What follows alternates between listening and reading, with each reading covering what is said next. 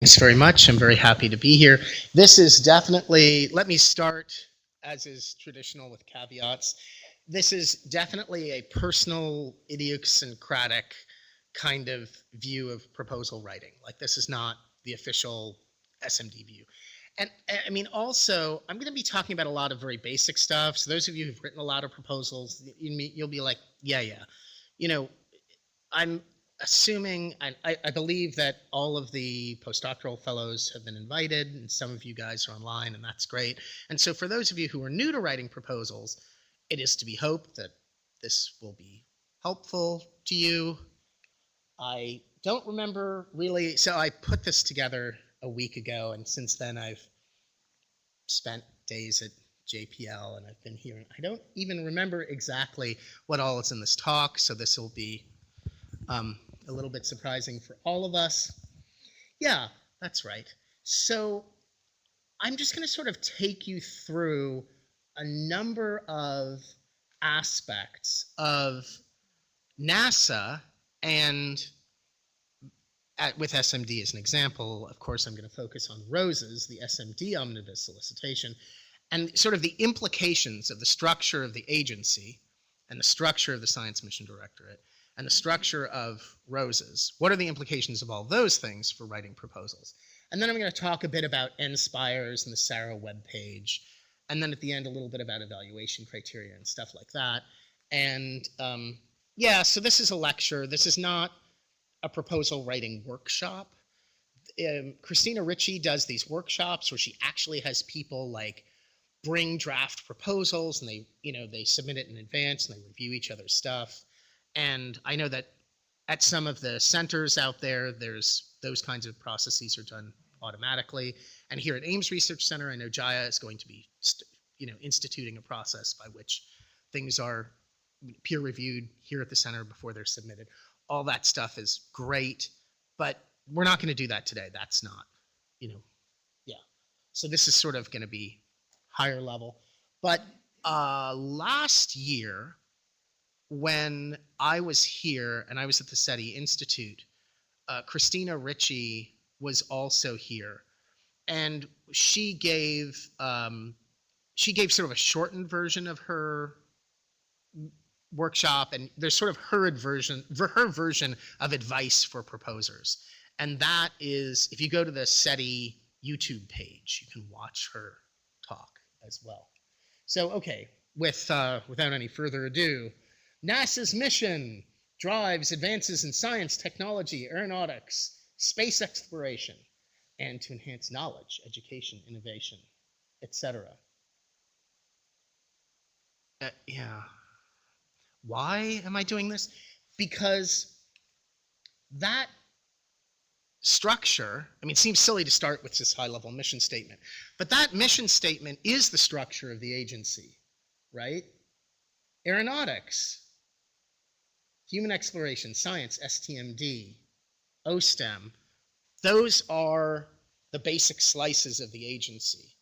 I come from the Science Mission Directorate, so I'm going to be talking mostly about that, but I am going to be alluding to the fact that the fact that the agency is divided up in this way, which is essentially, as we'll see, arbitrary, means that, certain kinds of science with a lowercase s, I mean, it is science, but it may be that it's not solicited by the Science with a capital S Mission Directorate.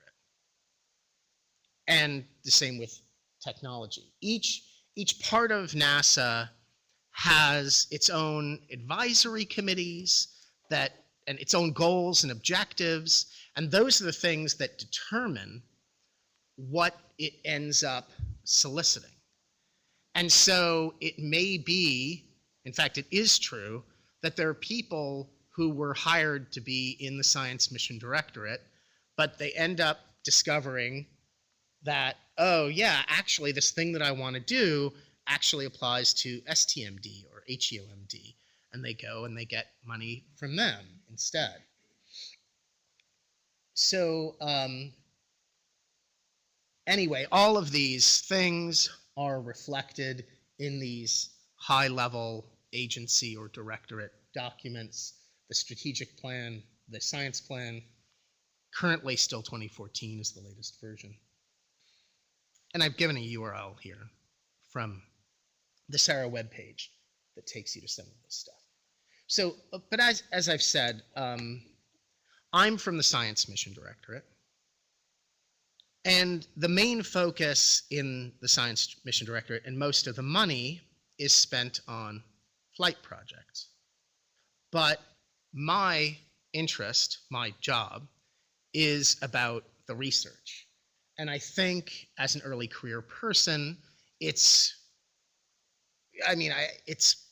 much easier to break in there as a PI anyway, right?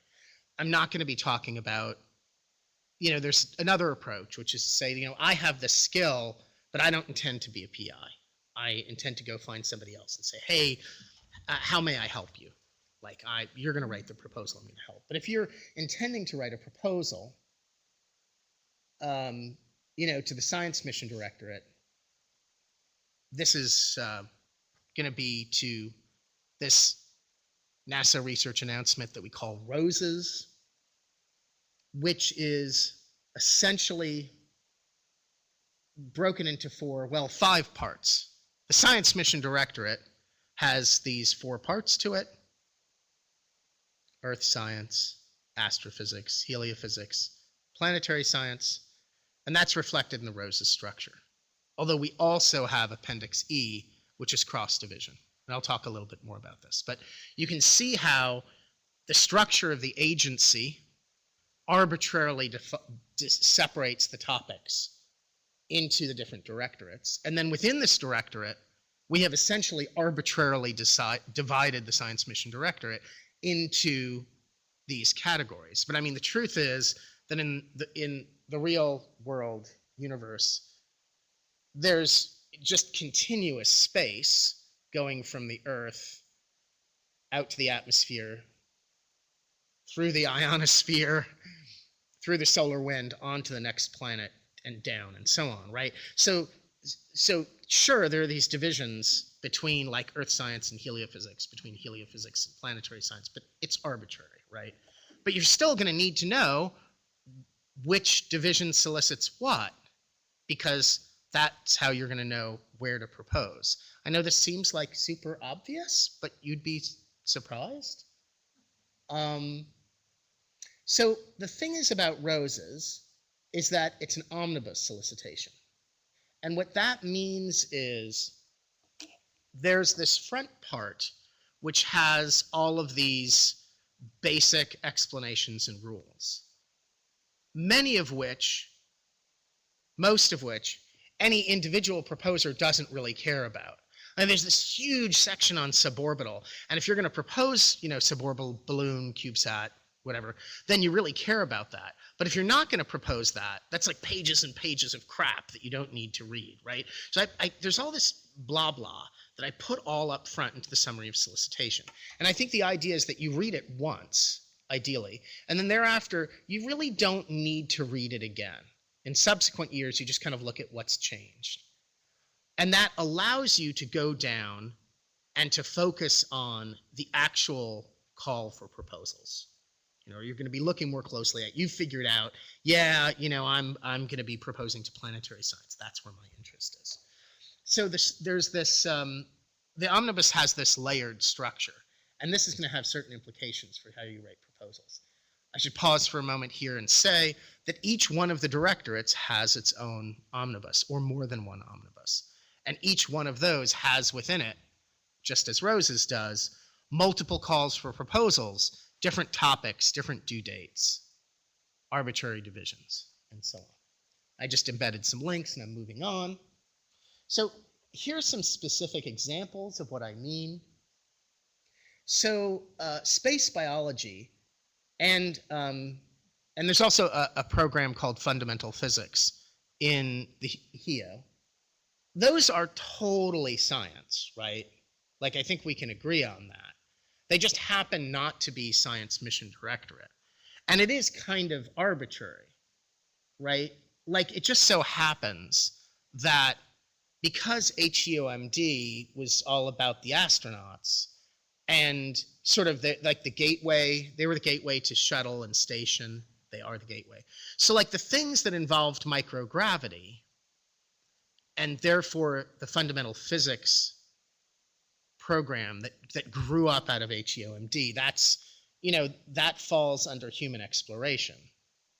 But like it could be in the Science Mission Directorate. Like it's just sort of like historical, right? And so I think it's really important to know when you come in, if you're a postdoc and you happen to be in, one of the science codes, I think, when you're first thinking about proposing, it's worth knowing what's being solicited by the other directorates. You might not know about it. And I give a couple other examples here of things where you see something that like you might, if I didn't tell you, if I just said, oh, who solicits this kind of work? You'd be like, oh, definitely that would be science. Or, oh, that would definitely be, solar energetic particle hazards. That would totally be human exploration. And it turns out like, actually, that's space technology. And I see I have a question. Do you want to, I'll repeat it, the question again.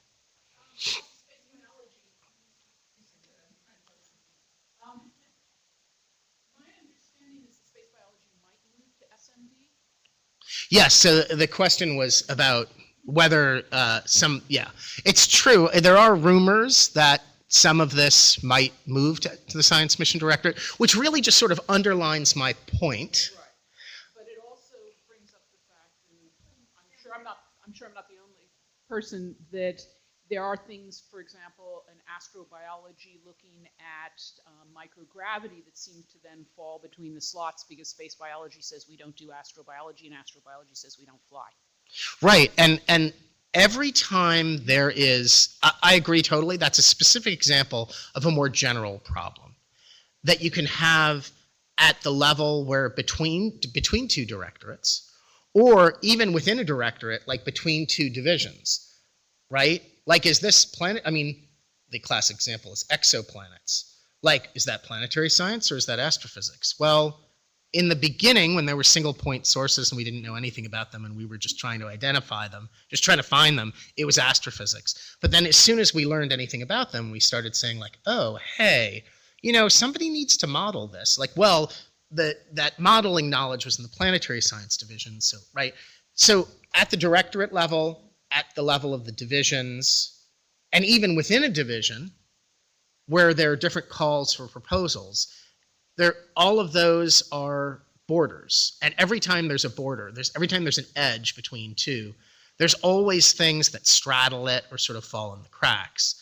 And then the thing to do, if that's the kind of stuff that you want to propose, and often that's the most interesting stuff, is sort of at the interface between two more traditional disciplines, where you have to make sure that the respective program managers at headquarters are aware of it and like, oh, I want to do this cool thing, right? Let's remember there was a time when there was no exoplanets research program, right? And it grew up because there was a need in the community. And all of these things do sort of come from the community because there are these advisory committees and assessment groups, and those are populated with, people from centers and people from universities, and they give advice to NASA about what questions should we be trying to answer. And so all of that flows in. So, I guess what I'm saying is influence us, right? I'm not going to give you a specific answer today because I don't know. I'd need to talk with the astrobiology people. But yeah, definitely, like when you see a crack, like ask the question. Say, hey, here's an interesting problem and it slipped between the cracks. Help me pry that out. Yeah, okay. So, yes, so I think I've sort of covered this. It's not always obvious where you should go. So I think it's good to sort of be aware of these things, to kind of be paying attention to what solicitations are out there. So ROSES, Research Opportunities in Space and Earth Science, that's what ROSES stands for. I've touched on this. There's a summary of solicitation. Ooh, that still says 2019. It should say 2020. I've updated the URL. But anyway, Yeah, so there's a URL for Roses 2020, and you go there, and there's the summary of solicitation, that's the blah blah at the front, and then there are all the individual program elements. And I think later in the talk we'll look at one of those as an example. So it's big. In fact, now that the graduate student research program is within Roses, it's actually more like 6,000. But anyway, so we make over 1,000 awards a year, and about a third of them go to NASA centers.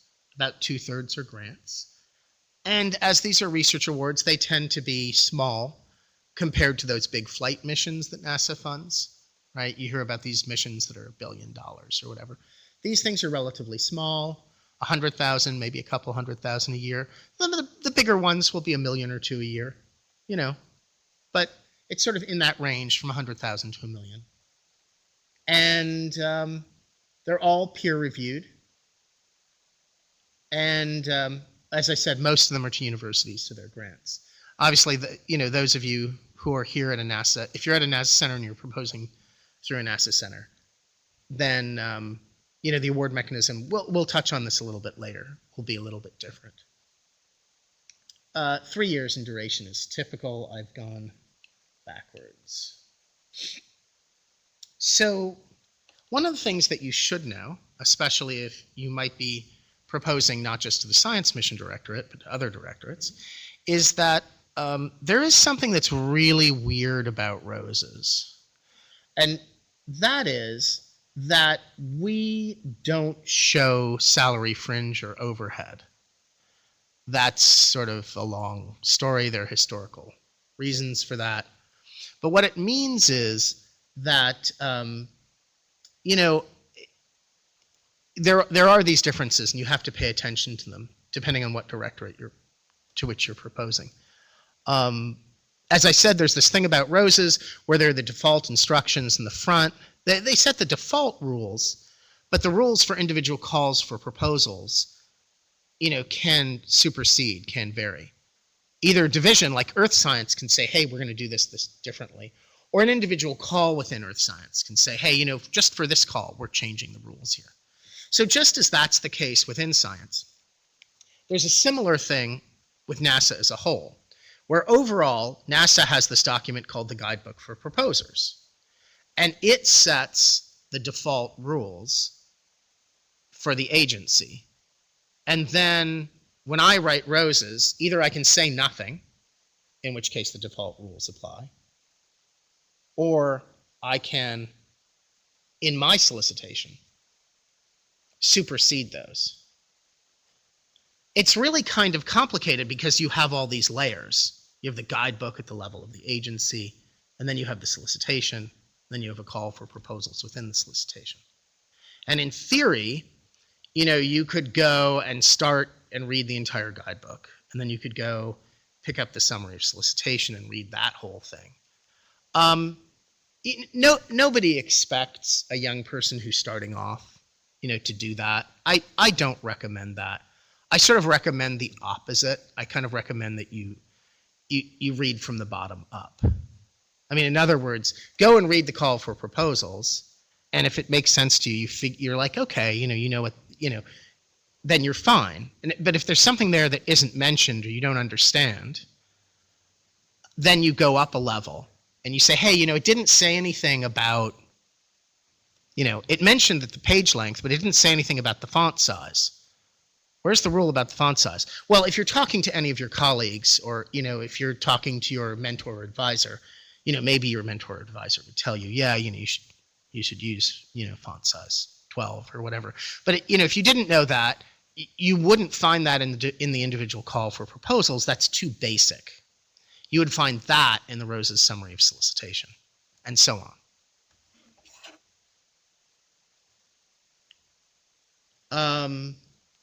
And for those of you who were here for the Roses talk this morning, some of this will be redundant. My apologies. I mean, I'm sort of assuming that you know nothing here, and I'm starting from the ground up. So Roses has 3 important tables. Table 1 is in the Roses, it's the end of the Roses summary of solicitation. And it's a checklist for proposers. And it just goes through all the different parts of the proposal.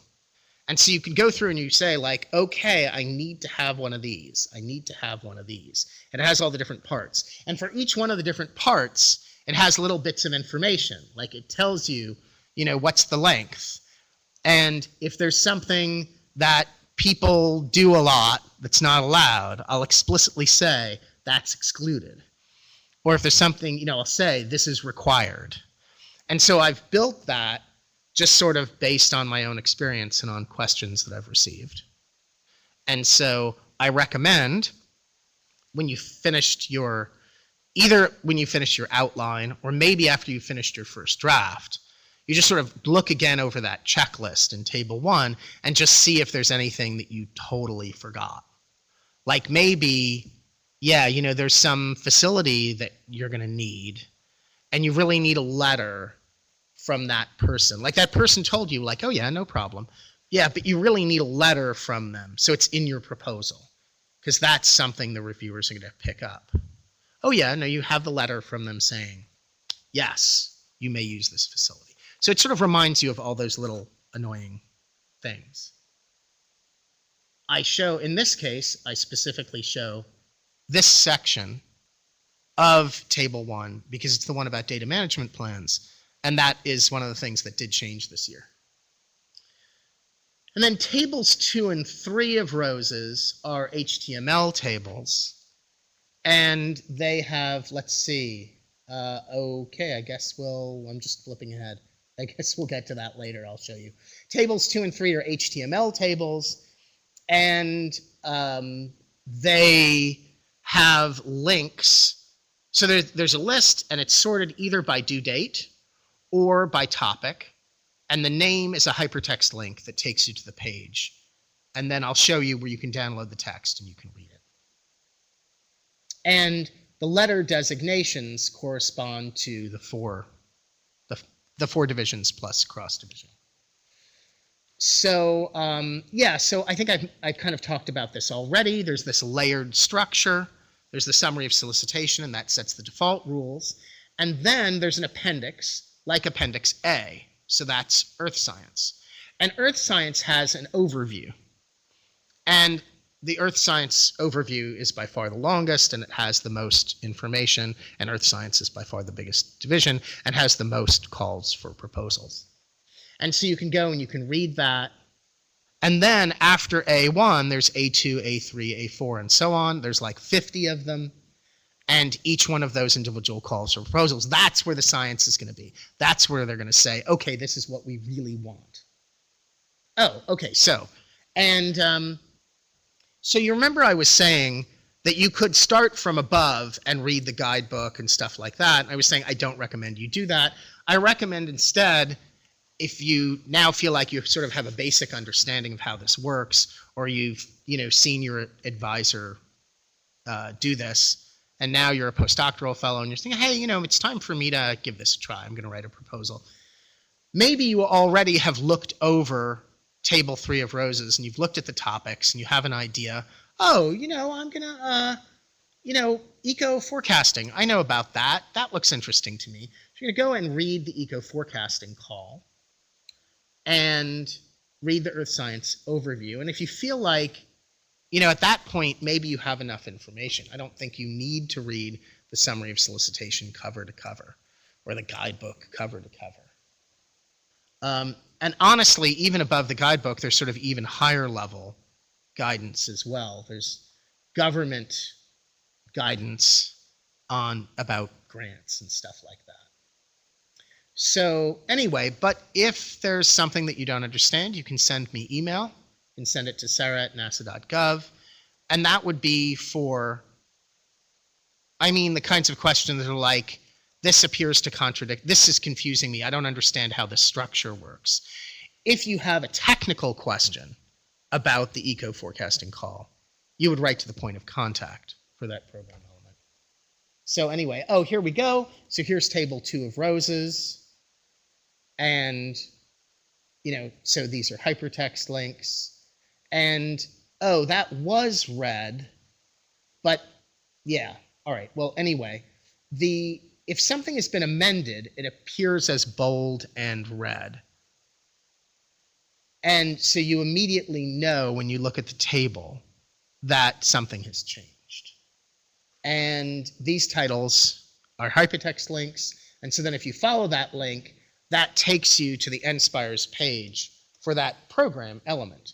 And there's a whole bunch of crap on this page, okay? And so it'll immediately tell you when it was released, and it'll tell you about the due dates, right? And you can see there's a line there, but NOIs may be required or requested, or they may not be at all. And then again, there are links here to tables 2 and 3, and to the summary of solicitation, and to the full roses, and to A1. There are all these links. But the thing that you want, as is so often the case, is all the way at the end. That's the actual link to ecological forecasting. At the bottom, there's a little section for notices. So if a correction has been made or something, it'll appear there. It'll say, on such and such a date, we made such and such a change. There will be a thing down there at the bottom of the page. So that's sort of what that NSPIRES page will look like. And then, we're going to follow the link. And now this is going to be a PDF. And now you're actually at the call for proposals. You've gotten past all the crap. And very often at the top, there will be a bold notice. If something changed, or if this was added to roses after release by amendment, that bold notice will appear there at the top. And, it'll tell you if there's something special. Maybe the program manager just wanted to draw the proposers. They wanted to draw your attention to certain things. And this is a great example because this is a really complicated call. This has required cost sharing. You have to use these earth science templates. And the page limit for the STM section is 11 rather than 15 pages. That's not standard. So there's all this weird stuff going on in this call. So the first thing the call tells you in bold at the top in the notice is, this is all the weird stuff. And then you start to read it, and it's not that long, and then you actually get like, oh, this tells me like, this is the actual call for proposals. This is what we want. So you read that. At the end of all of these calls, there is always a summary table of key information. That summary table always gives the point of contact for that call. And then there's certain sort of basic information that's always listed here. You have the, in particular, the all-important page numbers, how many pages you get for the STM section, the duration, the budget, and the number of awards that they expect. And you can do a little bit of math and say, oh, on average, this is going to be, whatever. There's always a lot of variation. Thinking about them, or are they at risk of being canceled? Oh, yeah, it'll say, generally, if we take the trouble to put in a placeholder, it means we really do intend to solicit it. So I think, yeah, you can start thinking about your proposal. Sometimes it'll say, we may solicit this, but usually it'll say, we intend to solicit this. Yeah. So I'm just sort of, so we're okay now? All right, so they can all hear me. I hope you guys didn't miss too much. I mean, we're still, early on. It's pretty straightforward stuff. So here we are. This is table 2 of roses. So this is a list of, it's part of table 2 of roses, and it lists the program elements in order of due date. And so on the left, you see these designations with a letter and a number.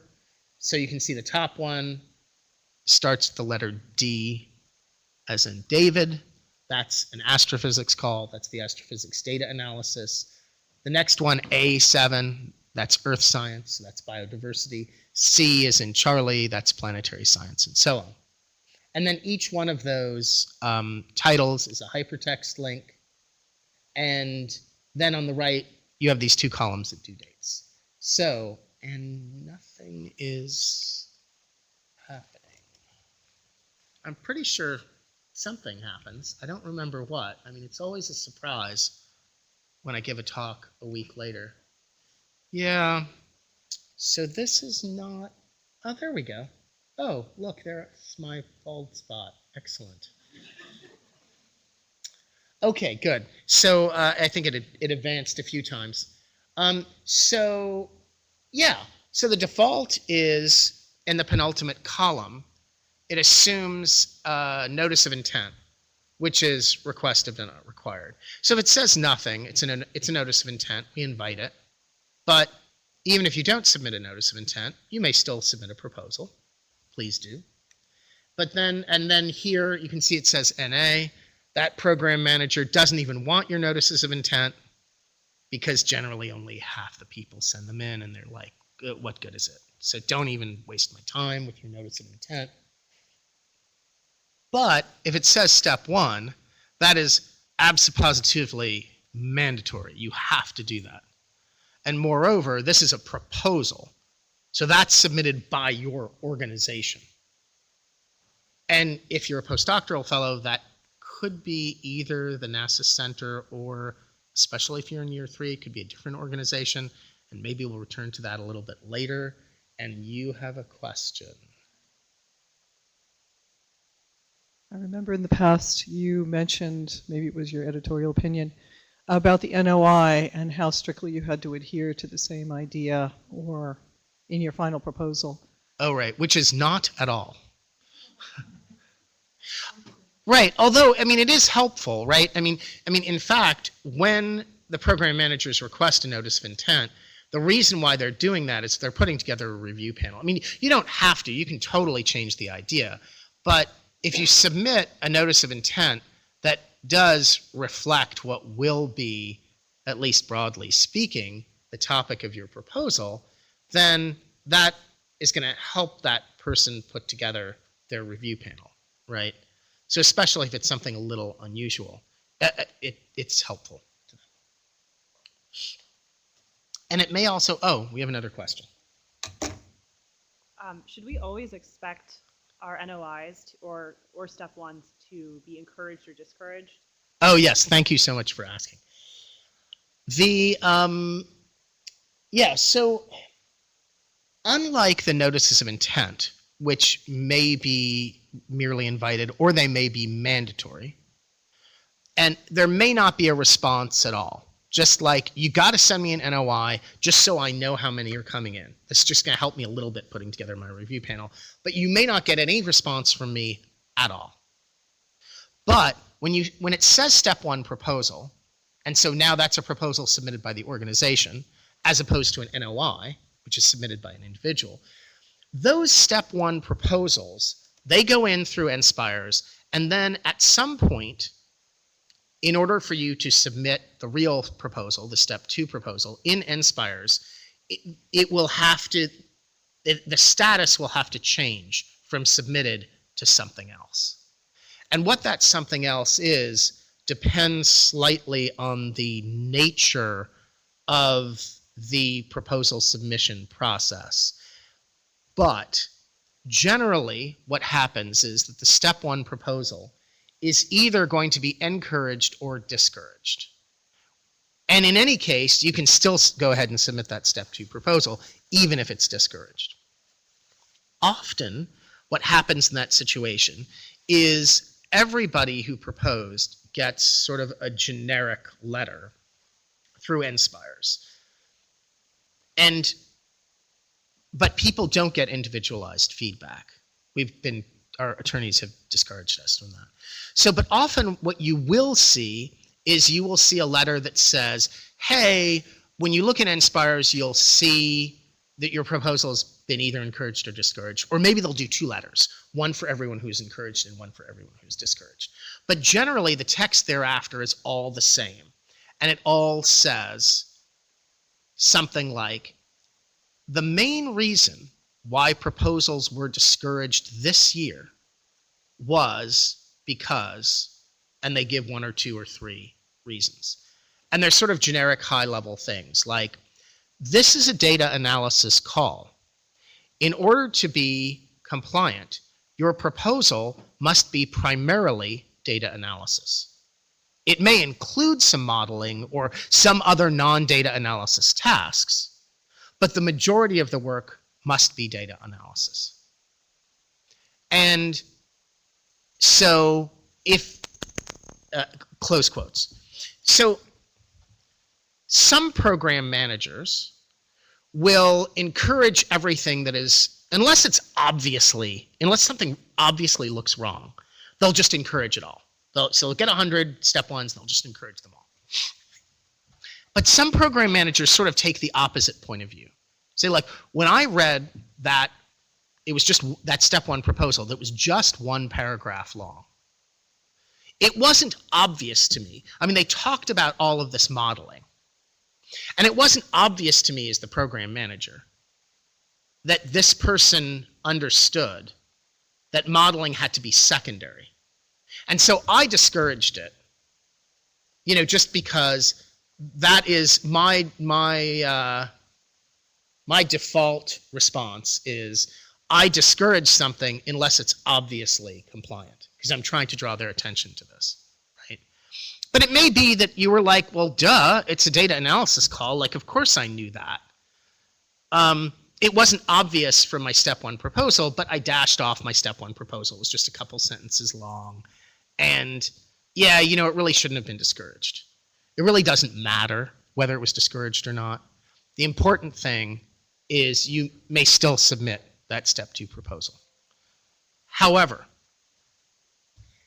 if it says that the proposal is invited or not invited, that's very rare. That's different.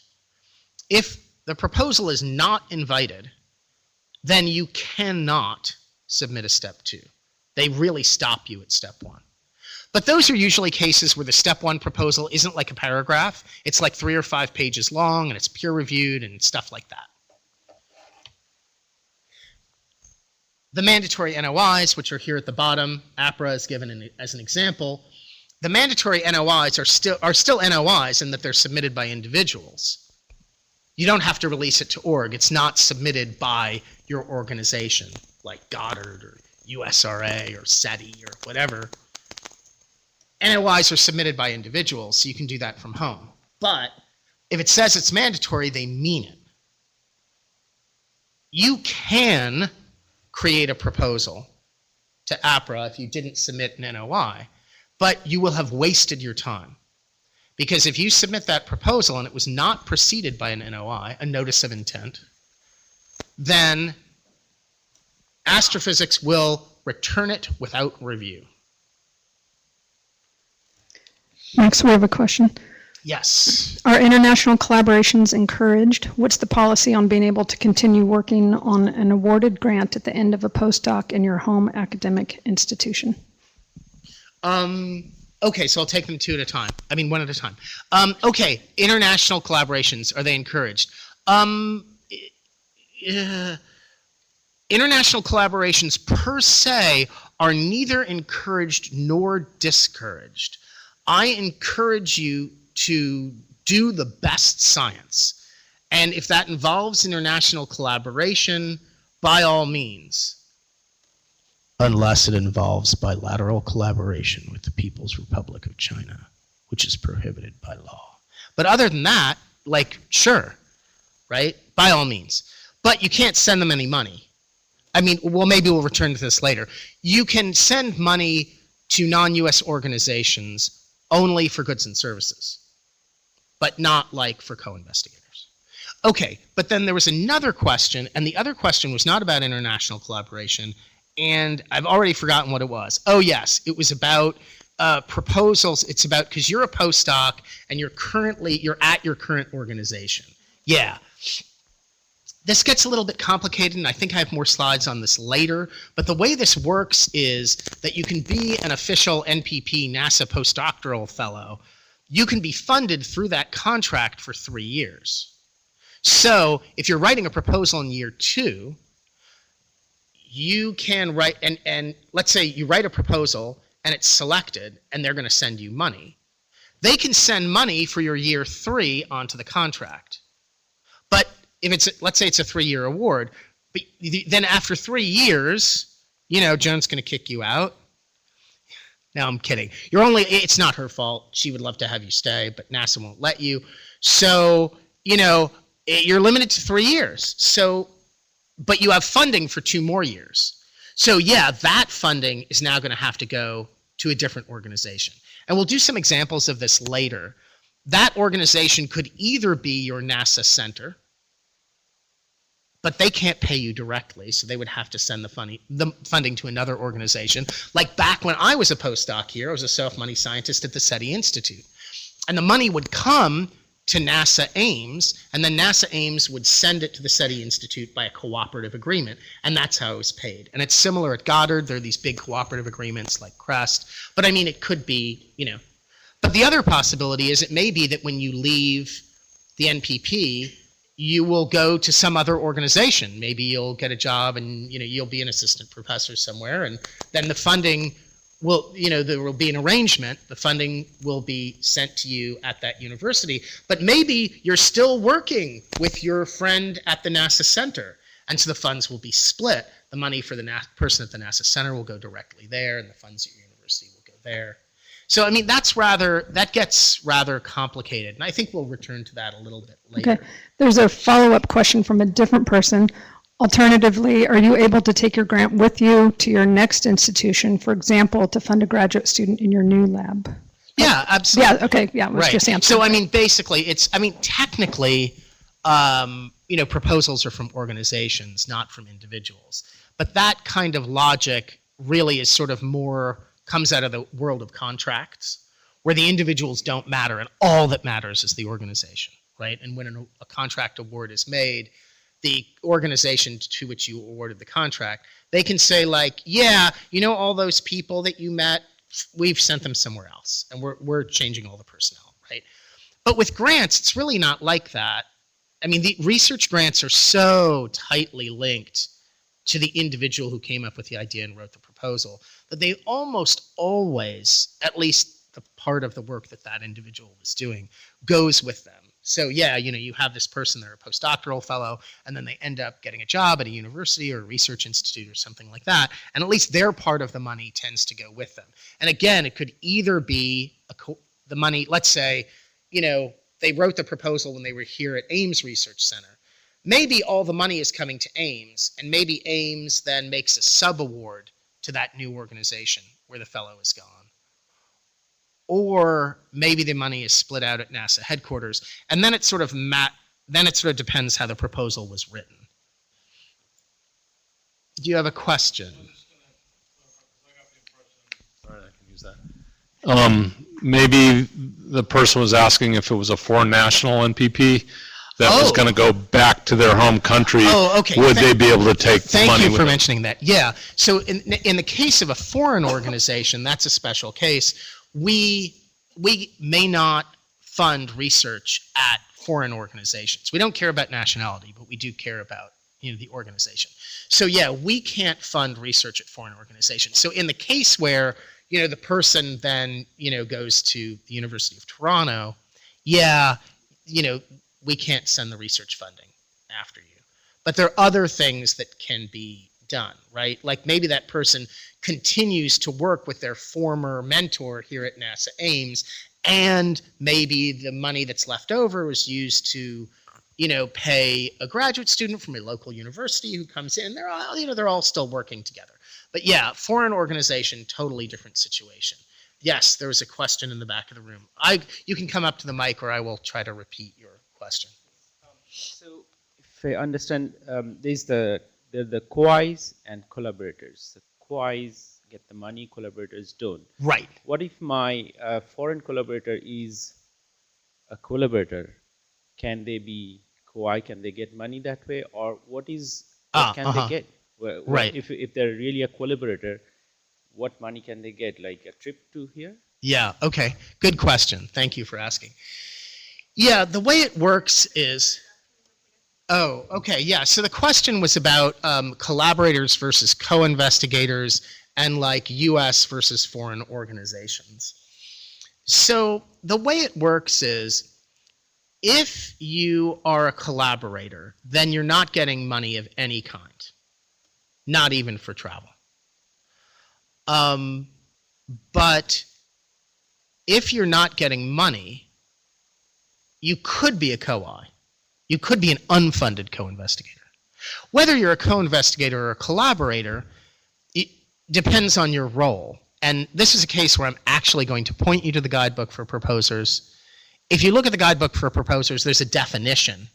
And basically, collaborator is helping a little bit. They're really not essential for the effort. They're helping with one of the tasks. But like a co-investigator, it's a sustained effort. It's important for the project. And that's a case where, that could be somebody at a foreign institution who's not receiving any funds.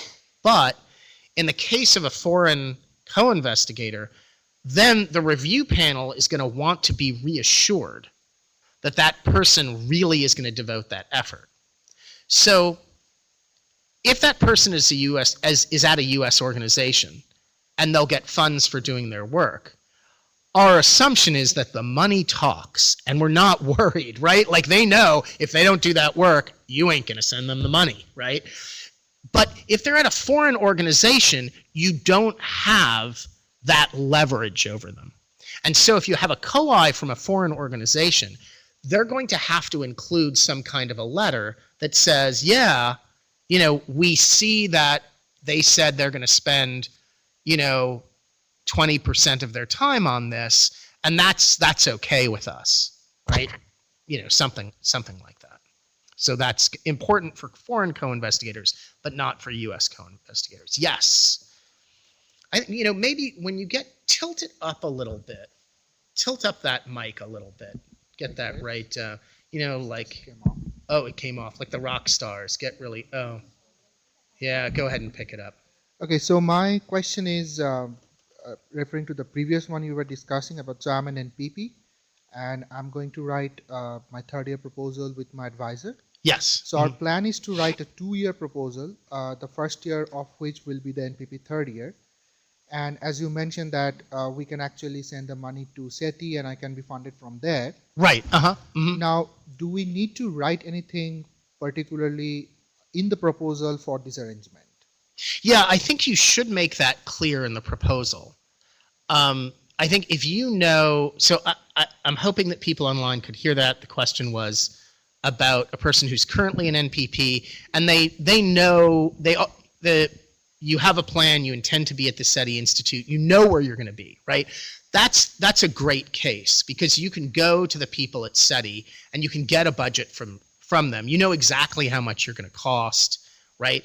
And that's a case where the funding could be sent here to NASA Ames for the time that you're at SETI, and then they could send it, if there's an existing cooperative agreement with the SETI Institute, they could send the money there.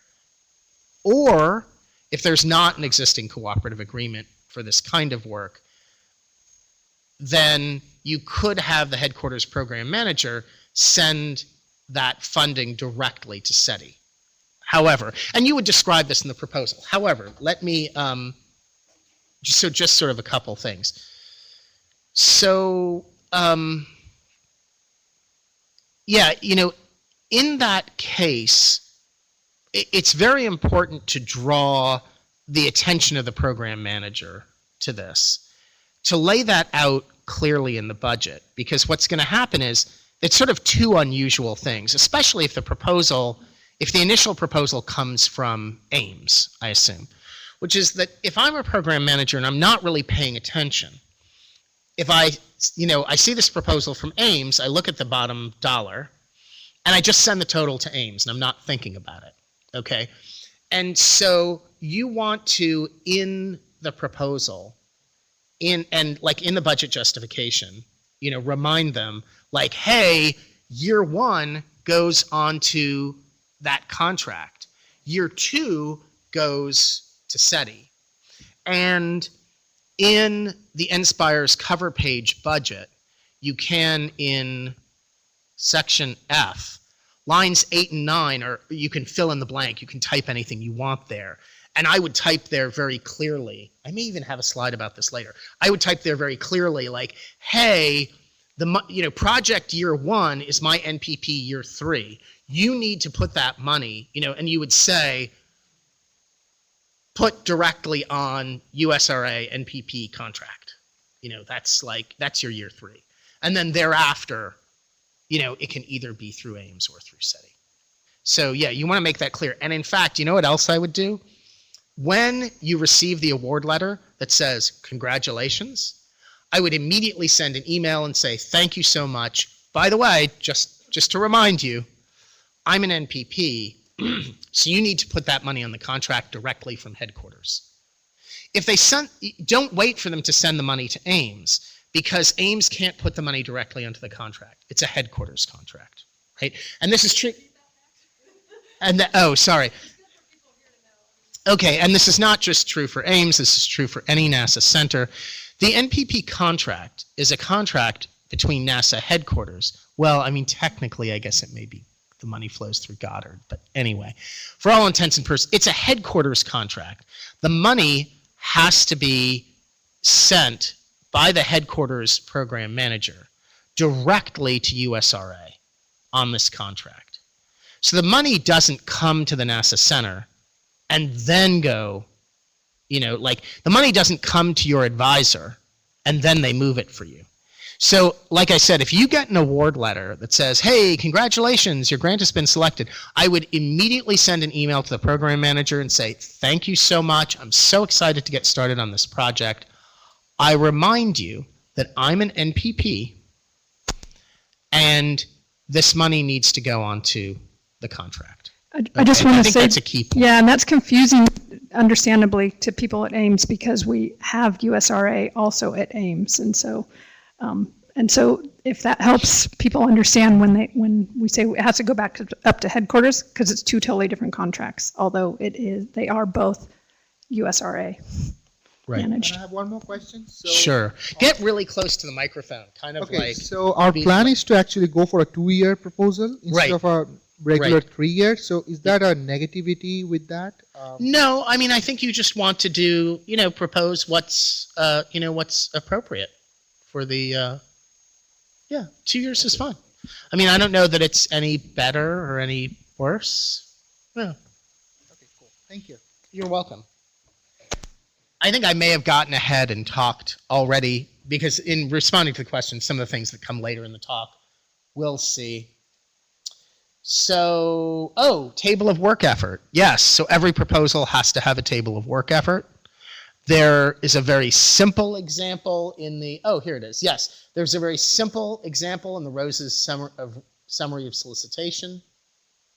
And, so the idea is that it's just, there's not a whole lot of, oh yeah, you got that? Okay, good. I'm not telling you what the people are doing here. All I'm doing is I'm just saying, I've got the PI is working 1/4 time, I've got a co-I, Morty is working 1/3 of the time, and stuff like that. And I've tried to do a couple weird things here, right, that might come up, right? Oh, remember we were talking about the foreign investigator, right? So we've got this, so here, look, we've got a foreign participant here. Revolio Klockberg Jr. That's the example of the foreign co-I. So that person has to provide a letter of support.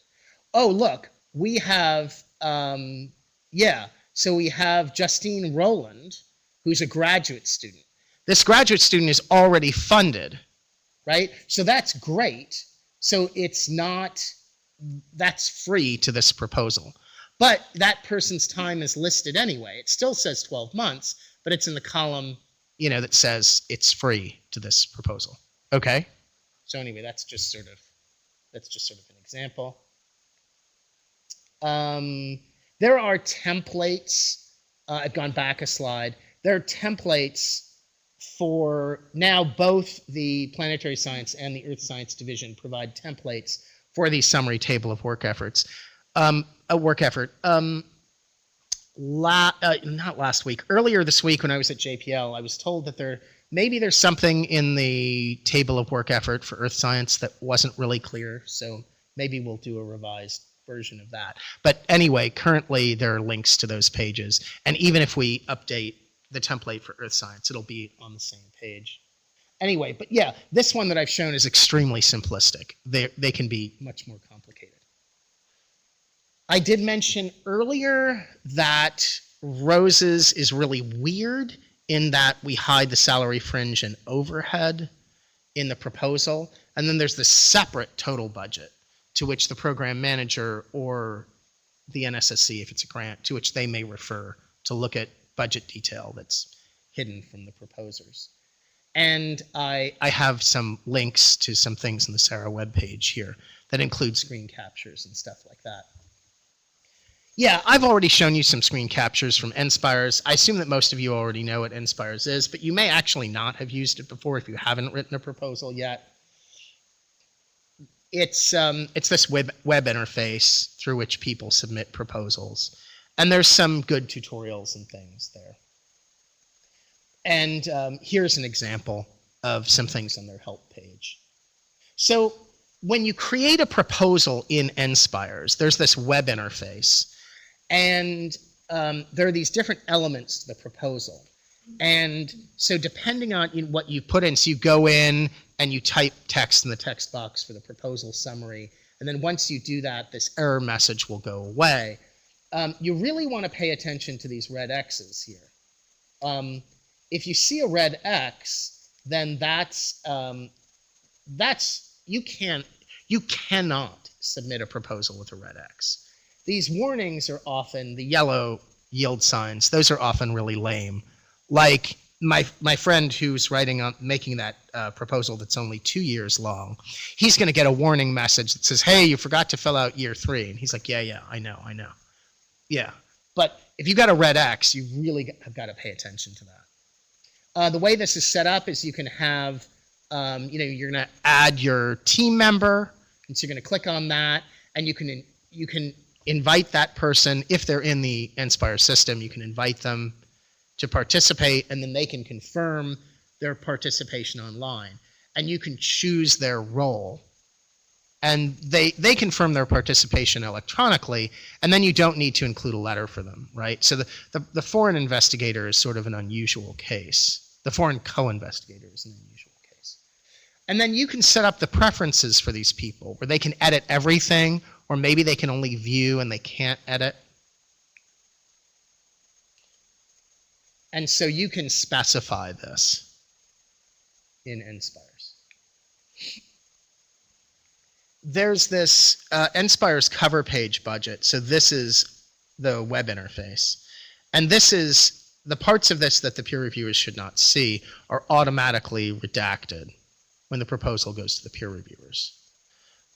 But the main science part of the proposal is a PDF that's uploaded. And that also may have some budget information in it. And so we just remind you, hey, we want you to put the budget information here, paste it into this web interface. But also remember that when you submit your proposal, there's going to be some budget information in there, which, please omit the salary fringe and overhead from the proposal PDF that's seen by the reviewers. So, right. So for a notice of intent or a step 1 proposal, generally there's nothing to upload. Whereas for a full proposal or a step 2 proposal, there's a PDF file that you've made, and that's the thing that describes the science you want to do. And maybe it has a 2-page data management plan, and it has references and citations and all those things. And that's a separate file. And if it's one of these that uses the 2-step process, I have examples with screen captures and stuff like this. These are hypertext links, and so you can take a look at that, and you can see how all of this works. There's lots of examples online. And speaking of online, we have a question. I have a question about salary, fringe, and overhead. Does that mean that the budget we create will all go to our group so that the fringe and overhead are added later? That was from previous. No, I mean, so you should know what your total budget is, including salary, fringe, and overhead. And you're going to get that. Your organization is going to get that. We're just, well, they may get it. I saw eyebrows raised. Let's imagine, hypothetically, you get exactly what you asked for. that would include the salary, fringe, and overhead. All I'm saying here, and again, there are examples in the Sarah web page, there are screen captures. Here's the idea, is that we hide from the peer reviewers, we hide the salary, fringe, and overhead. I mean, it still matters. We're just hiding it from the peer reviewers. The program manager needs to know the total. So when you go into NSpires and you fill in this budget, you're going to fill in everything, including the salary, fringe, and overhead. And then when it goes to the peer reviewers, we're automatically going to hide the salary, fringe, and overhead here on the cover pages. But your responsibility is to omit it from the uploaded PDF file. I can't do that automatically. I can take care of this automatically. And there are some examples with screen captures on the Sarah webpage. But I'm still, I could tell you're like still looking, oh, you don't understand. Come on up to the microphone. Come up to the, what? Right, exactly. Right, if you need a piece of equipment, but it could also include some kind of subcontract, right? Right, like you need to rent something like that. Anything that isn't salary, fringe, or overhead.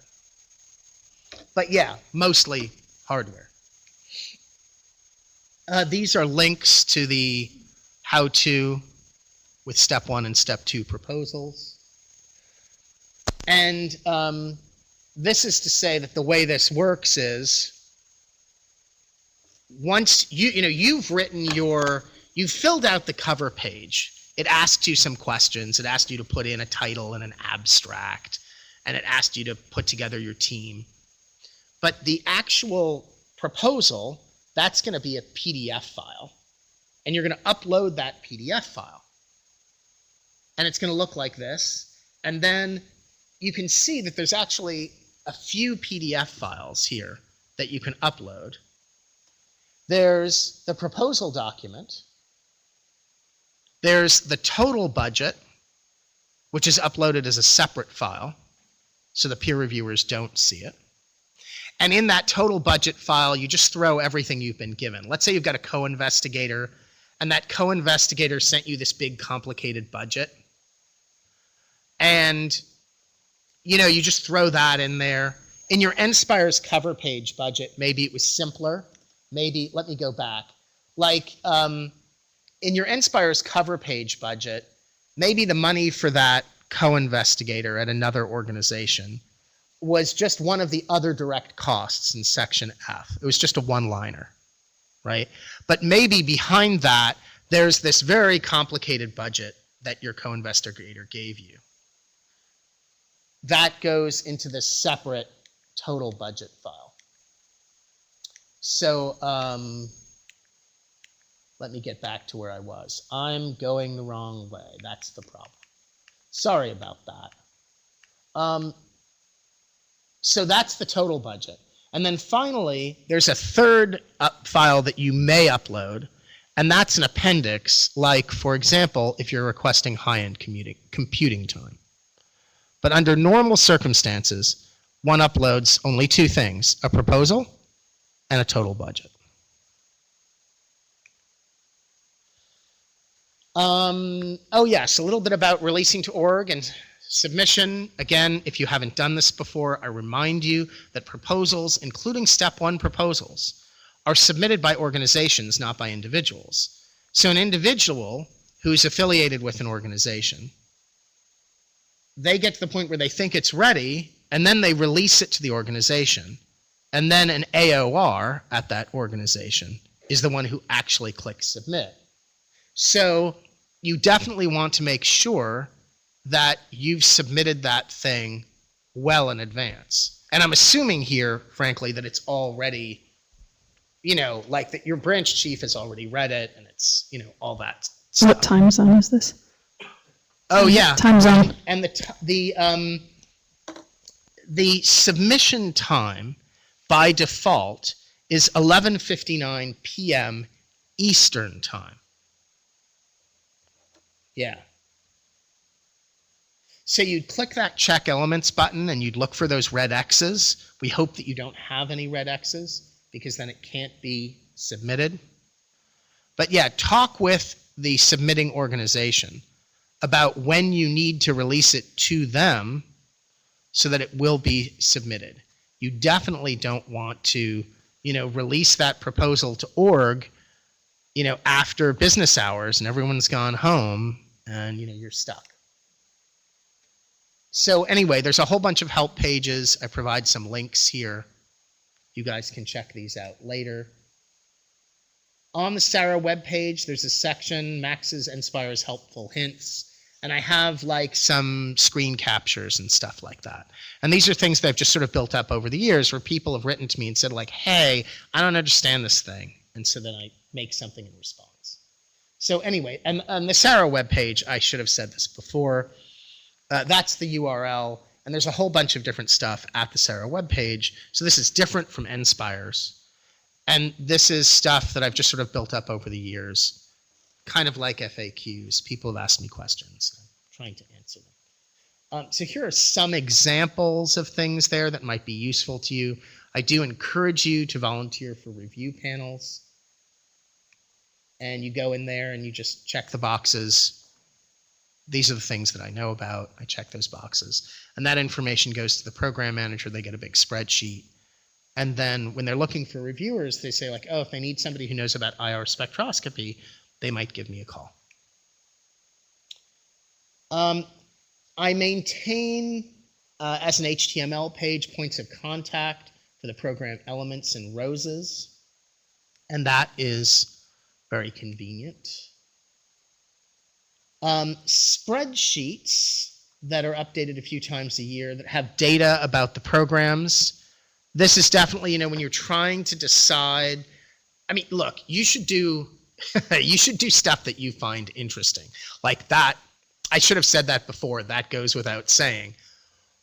But when you're deciding between maybe a few programs, they all look kind of interesting to you and you're trying to decide where to propose, it might be informative to know what, historically the selection rate has been and the award size has been, stuff like that.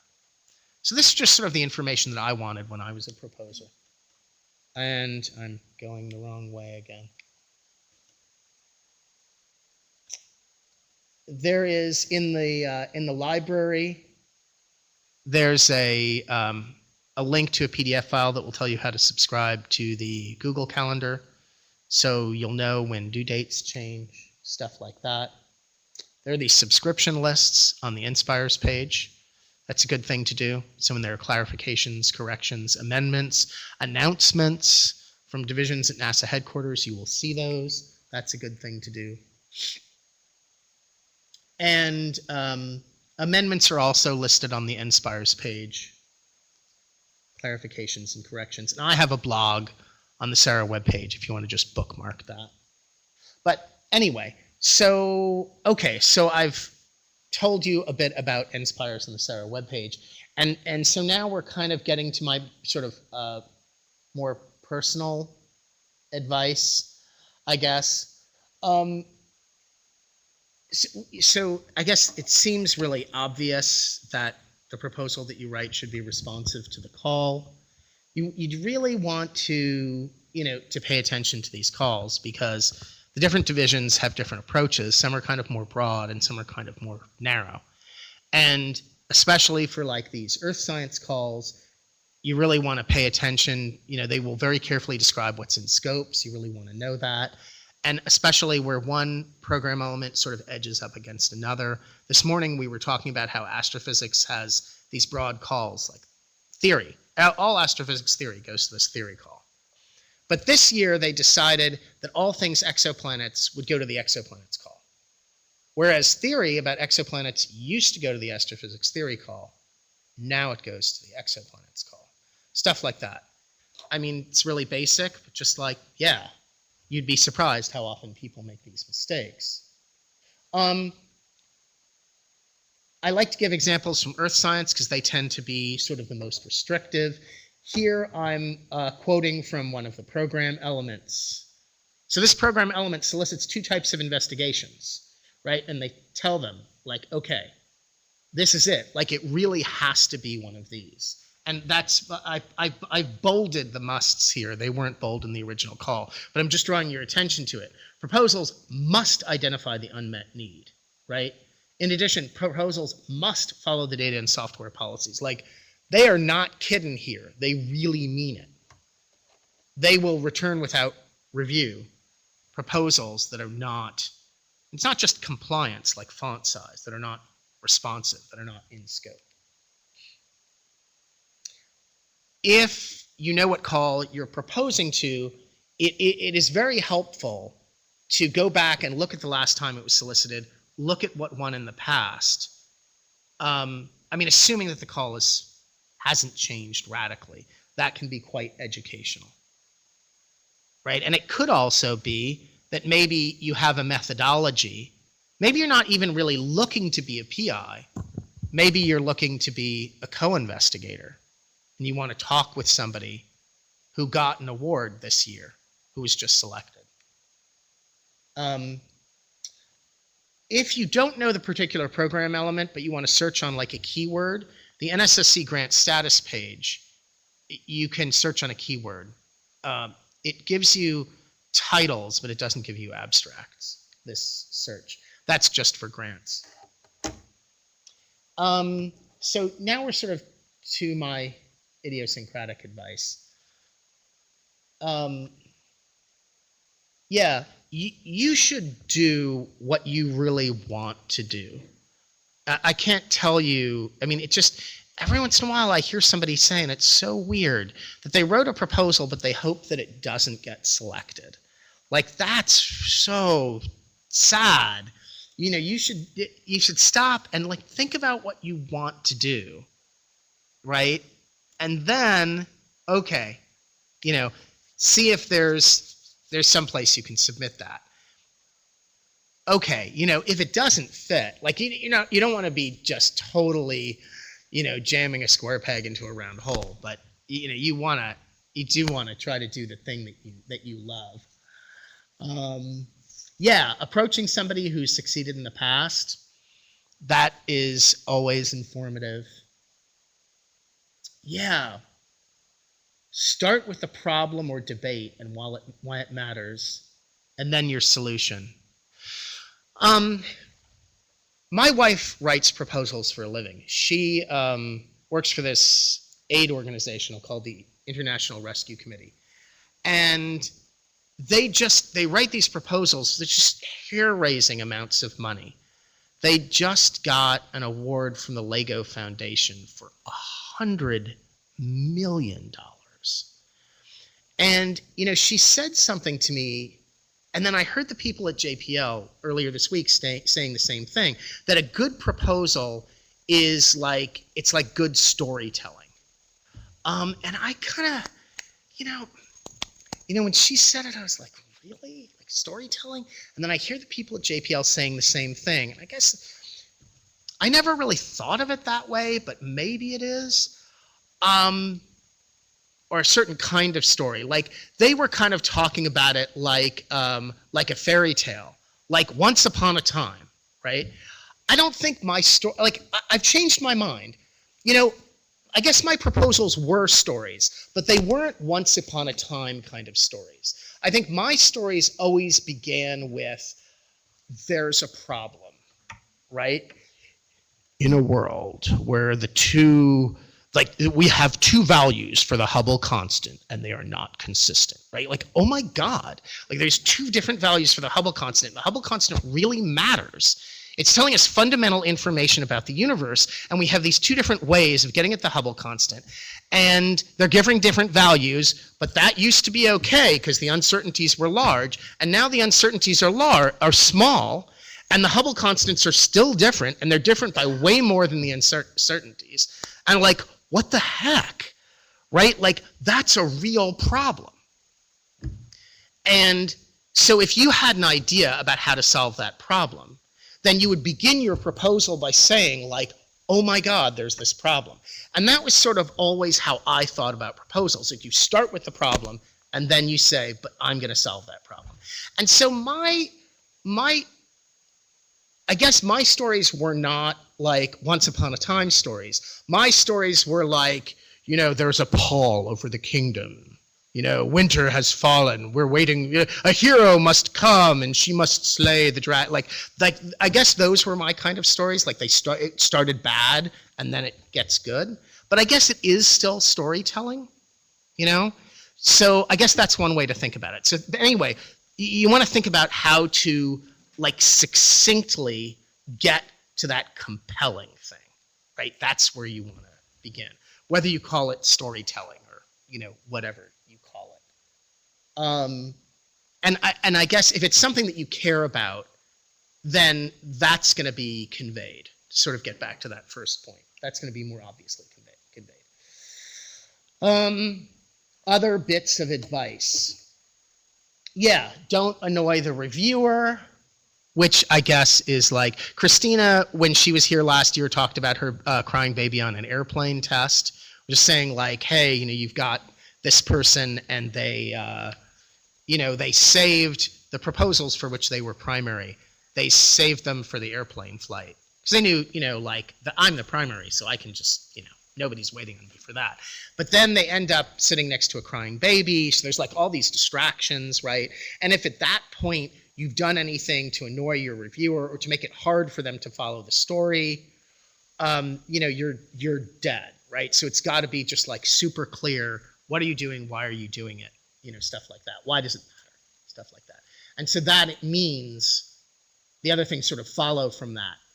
Not just writing something that can be understood, write something that cannot be misunderstood, using figures and tables. So helpful. I can't tell you how often I heard Jared Leisner say, what would have been really nice here? A table. He used to say that all the time. Yes, assembling a community of peers and mentors who will you'll review their proposals, they'll review your proposals. It doesn't matter if they're really an expert. It really doesn't. More often, the thing that's going to get you, at least as an early career proposer, is sort of is it clear, does it flow? You don't want somebody to get to objective number 2, task number 3, and go, wait, why are we doing, I forgot why we're doing this, right? Yeah, you don't want that to happen. And even if somebody's not a subject matter expert, they'll pick up on that. Yeah.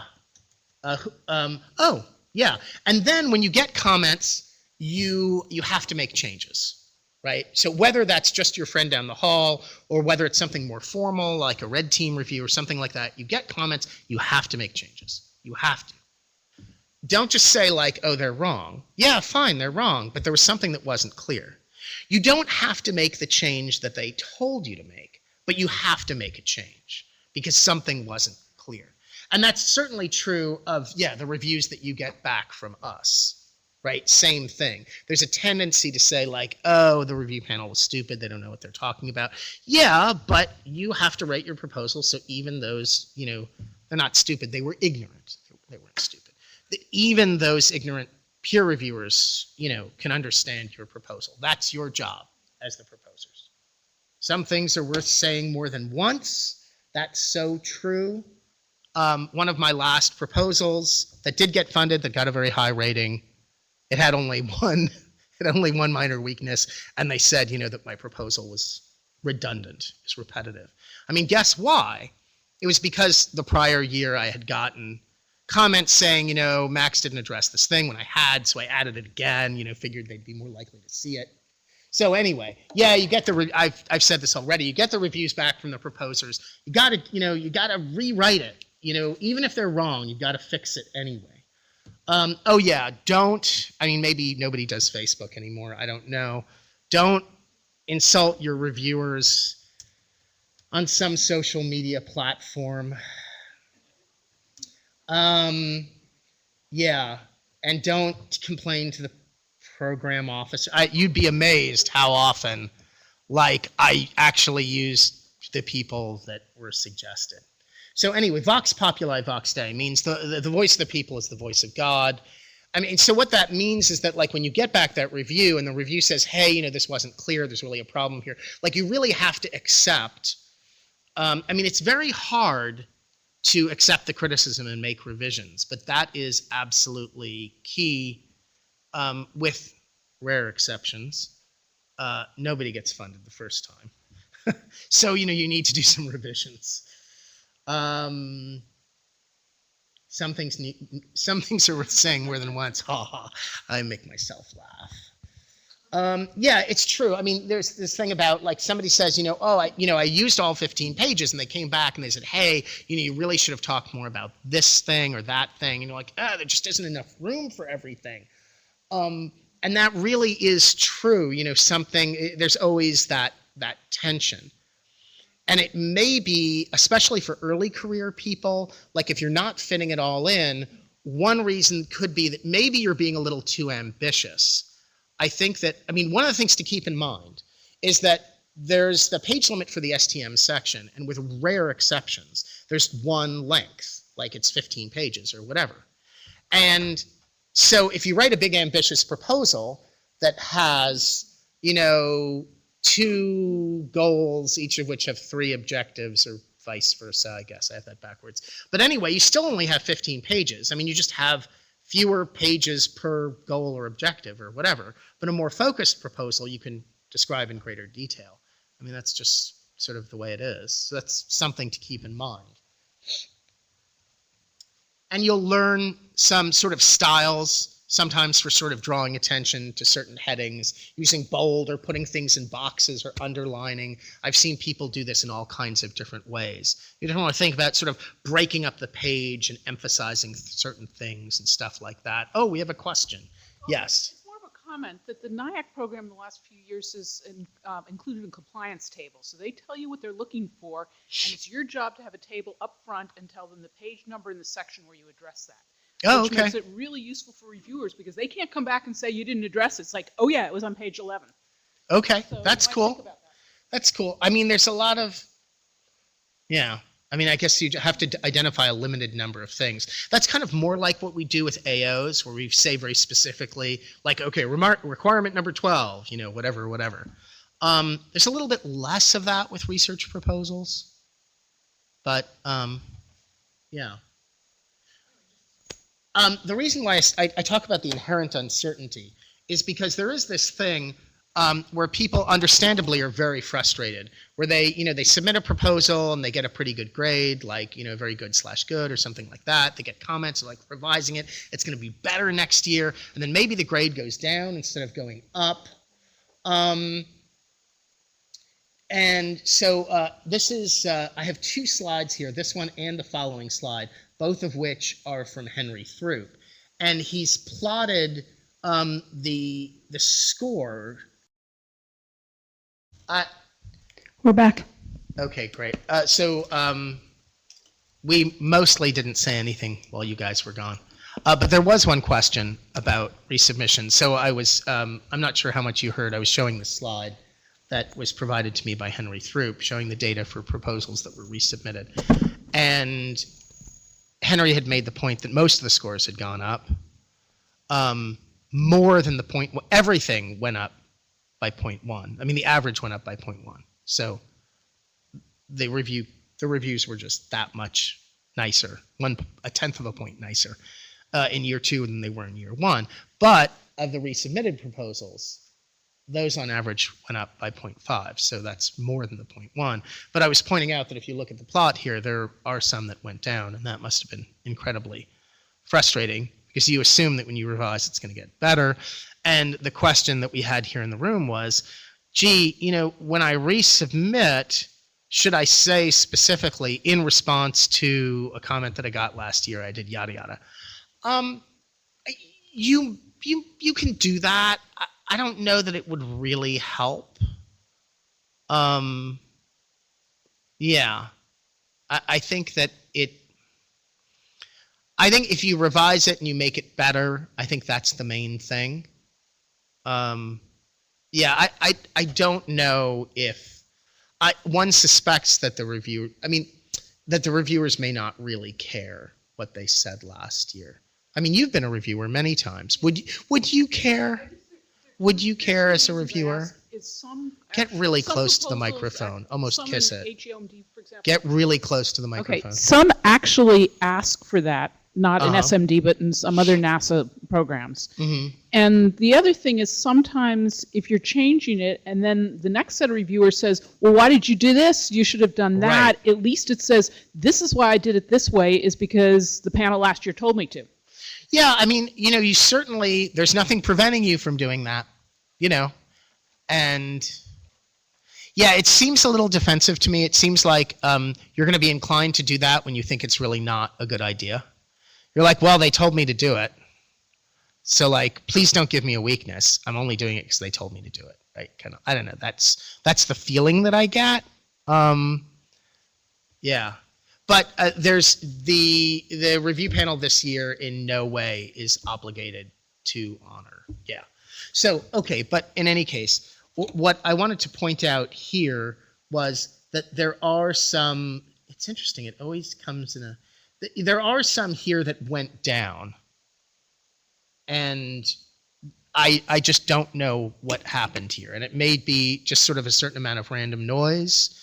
It may be that in year 2 they knew more about it or less. I don't know. I feel like people who are experts are sort of more likely to see problems in the details of the implementation and give a lower score. Just that's my observation.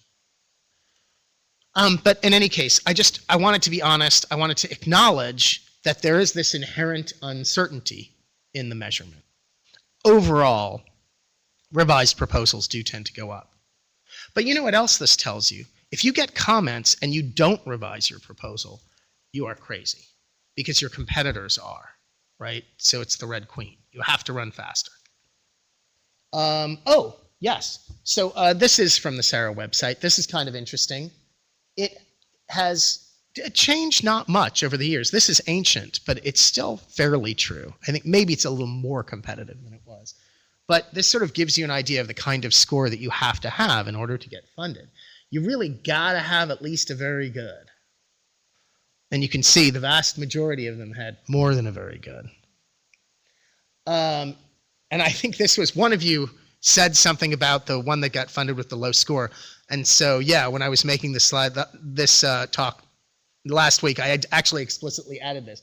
What the hell happened there? What do you think? Any theories about this? Yeah. Oh, Jay knows. So what happened was that I mean I don't know for sure, but I know what happened. There was a proposal or two that had 2 tasks. Like there was a data analysis component and there was another component, say, a modeling component or a lab component or something like that. And the panel they really liked one of the tasks and they really didn't like one of the other tasks. And rarely the panel will actually vote twice. When there's a really big, when they really like this and they really don't like this. And in those cases, then what happens is what's returned to the proposer, so the second score is not returned to the proposer. The official score is the score on the overall proposal, which is, around a good. It's like, strengths and weaknesses, balanced. Like we loved task 1, we hated task 2, right? And so the score that's returned is the score on the overall. But then what sometimes happens is the program manager says, hey, I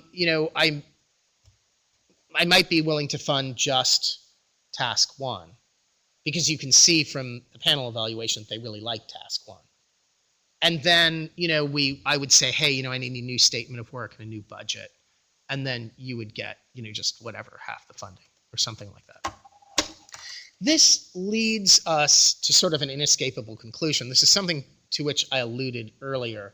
I forgot that I had the slide here.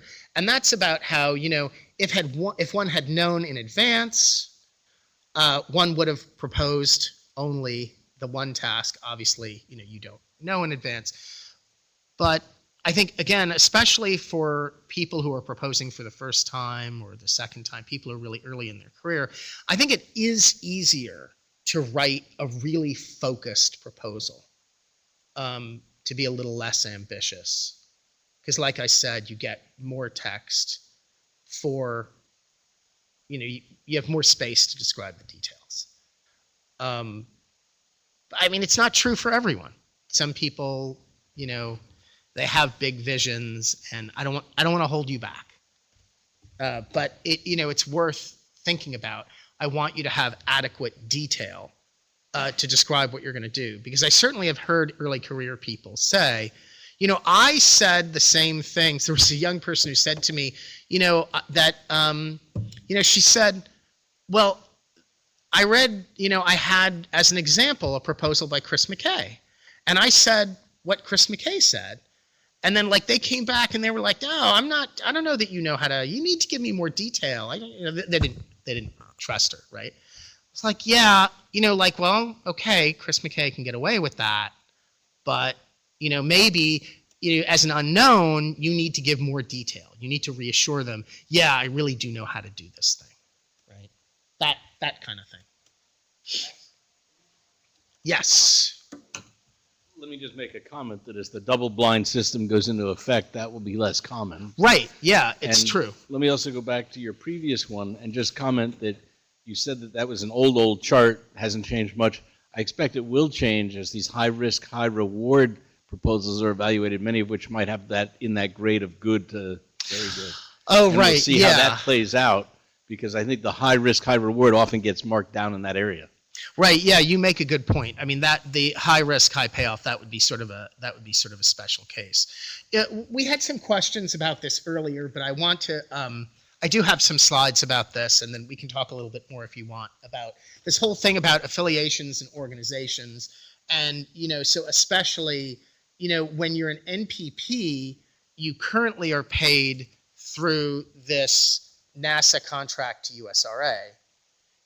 But as we said, that'll only go until year 3, and thereafter you have to set up another arrangement. Now, at some centers, like at least at Goddard, for example, the PI must be a local civil servant. And so that would be a case where we would encourage the NASA postdoctoral fellow who is authoring the proposal to be named the COI/science PI. To us at NASA headquarters, that says, this is really the person who wrote the proposal, right? Okay. And so we all understand, and this is not just NASA, this is also their universities where only somebody who is of this or that status can be the PI. So we understand that that's what that means. And then, as I said earlier, if year 1 of the project would be year 3, say, of the NPP, then we know, okay, year 1 I'm going to send to USRA, and thereafter, then the funds are going to have to go somewhere else, okay? And by the way, even in year 1, where I'm sending the funds for your stipend and your travel to USRA, there are still funds that are going to go to the center as well. It might be that you're the civil servant with whom you work, or it could be not a civil servant. The local NASA center person with whom you work, they may have some time down on the project. But even if they don't, there will be some local taxes. There may be equipment, whatever. So there will be money that is sent to the center in any case. Yeah. Oh, so here's an example that I've done where in section F, other direct costs, I've used lines 8 and 9 where I can type whatever I want there. Okay? And so you can see here I wrote, okay, in line 8, this, so I'm in NPP and I'm in year 2, and I'm writing my proposal for next year, and that's going to be my money that I need for year 3 of my NPP, right? And so I give that value, and then there's the money that goes directly to NASA Ames, In this example, I just picked Ames because I happen to be physically here today. And then there's this total for ODCs. Now, the peer reviewers won't see any of this. This is all going to be redacted.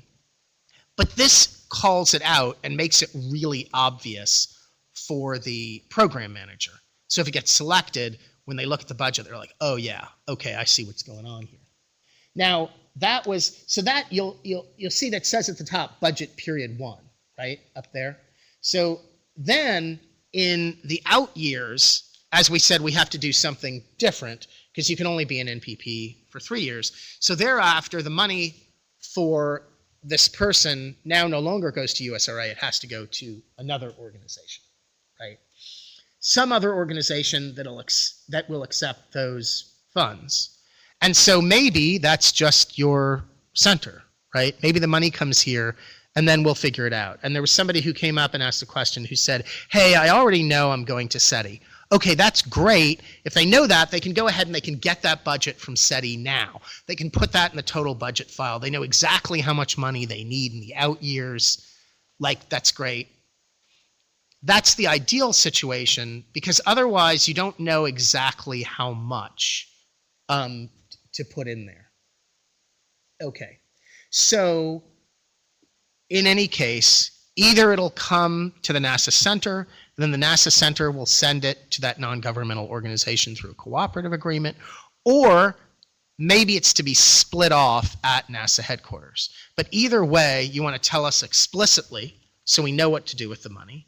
And the other thing is that there will be, like I said, even if your advisor doesn't have time, there will be costs at the center if you're going to be physically here at the center, say working in a lab or something like that. Yeah, there will be local center bills. And so here's an example of project year 2. So when I say year 2, I don't mean NPP year 2. This is now project year 2. So this is, you're done with your NPP. And so maybe these funds are going to go to SETI. And so now it says budget period 2 at the top. And now it's line 5, subawards, consortium contract costs. And that's most of the cost. I just made up a number. There's still, you see there down in line 8, there's still money that's going to Ames.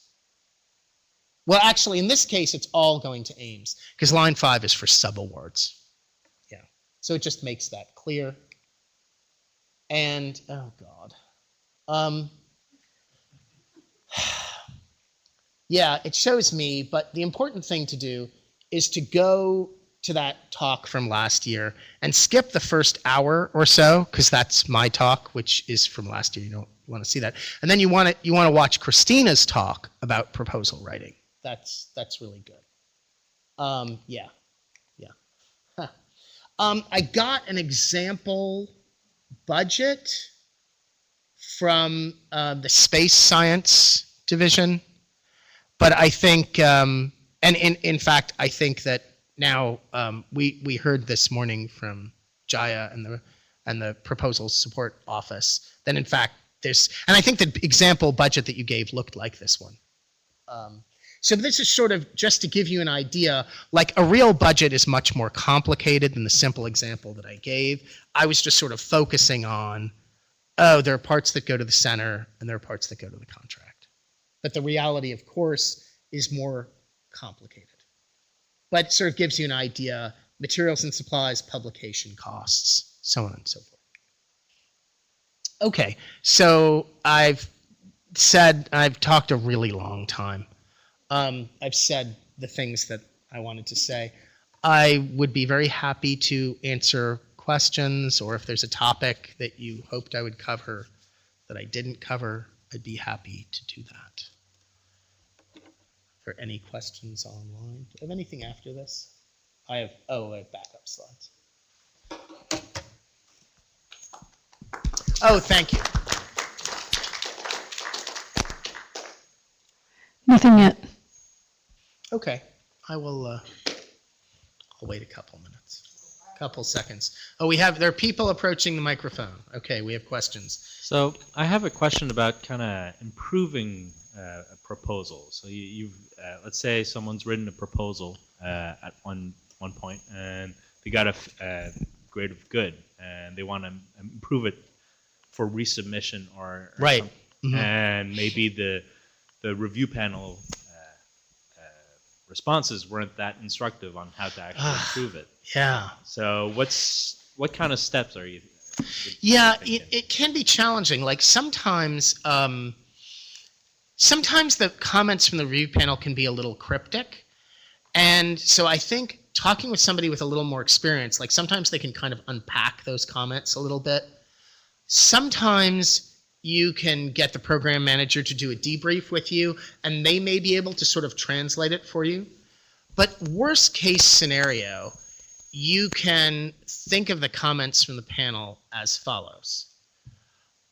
They were confused about something, and with any luck, they identified like the subsection or the page or something where they thought the problem was. Like maybe they didn't articulate it well, but it tells you that there's something wrong there. That like you need to go back and ask yourself, like what was unclear here. But I definitely know what you're talking about. Like it can be extremely frustrating. We have made a concerted effort to try to get better panel evaluations, but sometimes it's quite rushed. Yeah, so I'm sorry about that.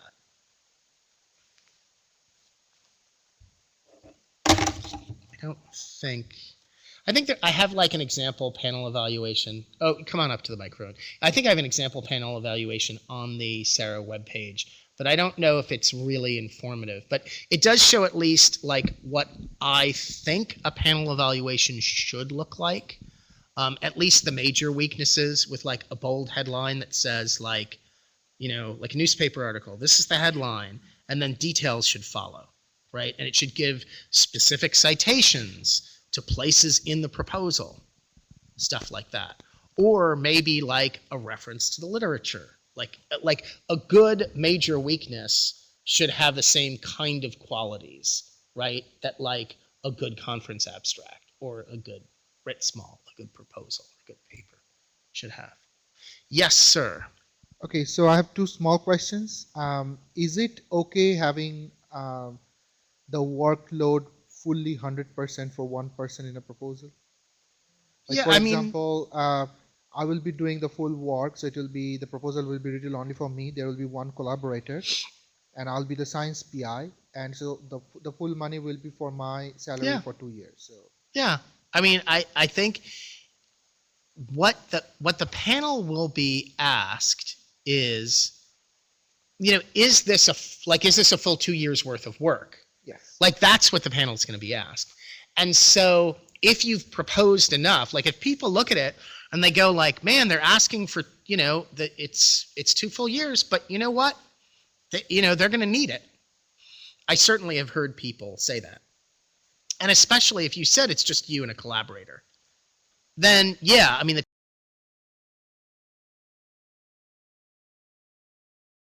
Next question, I guess. Does it make sense to kind of reduce a little bit the work effort or try to propose to something smaller to a larger call, and the effort to kind of edge your way on the sidelines kind of thing? So if the proposal kind of with your description of 3 million for 10 solicitations, and you're trying to aim at something less than 100,000 per year or something like that. Right. Like, is there any advantage to that? Like, if you look at Woody's call and you did the math, then you said like, he said 10 to 20 for 3 million. And so you're like, well, the bigger ones, or if it's 10, that would be 300,000 a year. And if it's 20, it's like, it's less, but it's more than 100,000 a year. So you're like, oh yeah, that would pay for you fully, right? So, but you're going in for less. Yes, but with caveats. So on the margin, your proposal being smaller can confer an advantage. Like I said, on the margin. right? So if your proposal is the highest rated proposal in that panel, that sub-panel, it's going to get funded, right? Even if it's, let's say it's 300,000, like Woody's going to fund it. It's the top one, right? Where being smaller will help, being cheaper will help in and of itself. Like if it's more focused, there are advantages to that. So if it's cheaper, maybe it's also a smaller, more focused proposal, so it has that advantage. But let's say the only difference, we have two identical proposals, and the only difference is that one is cheaper, right? So there's no other difference.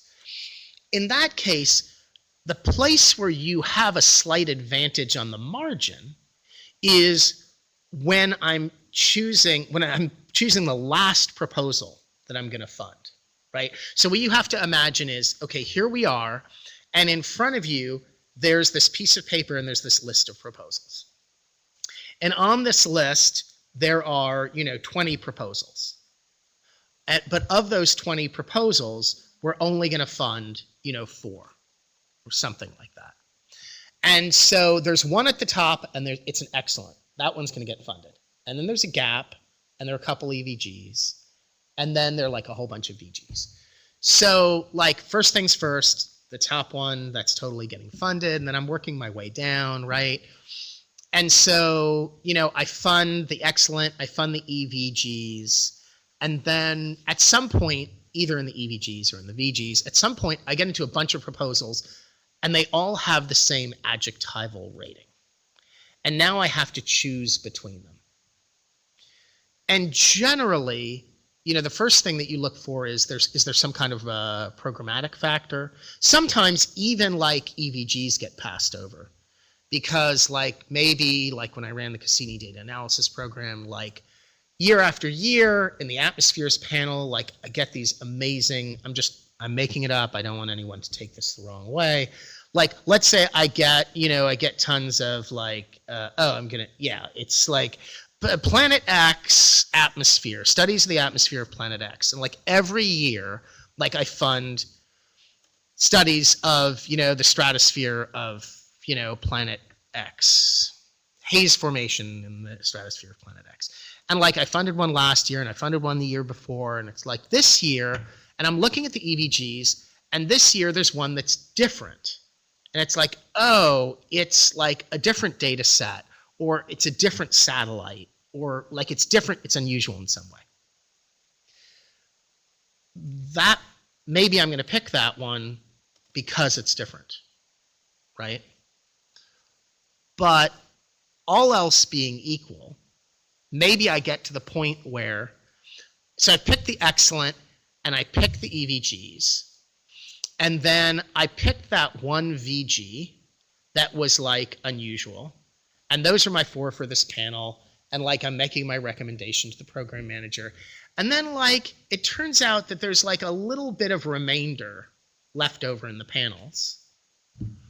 And, I've got a little bit left over. And maybe I kind of, sort of have enough for one more, not really. And then, hey, look at this cute little thing from this postdoc. It's only $50,000 a year. Yeah. Sure, I'll just pick that up with the loose change that was in the pockets of the coats in the closet. So on the margins, you'd have to be sitting right at the waterline, as they call it. But if you're sitting right at the waterline, then yeah, you've got an advantage. So if you're the best proposal or the worst proposal, it doesn't make a difference. You basically have to be right on the, you have to be proposal number 5. For that to make a difference. Yeah.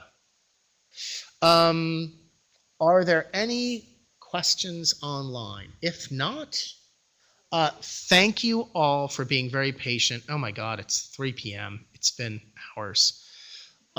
So yeah, you can always follow up. You can send email to Sarah. It's not on my phone. I'm here. I won't be back until Monday, but and I can answer those questions. So thank you, Max. You're welcome. It's always great to have you here.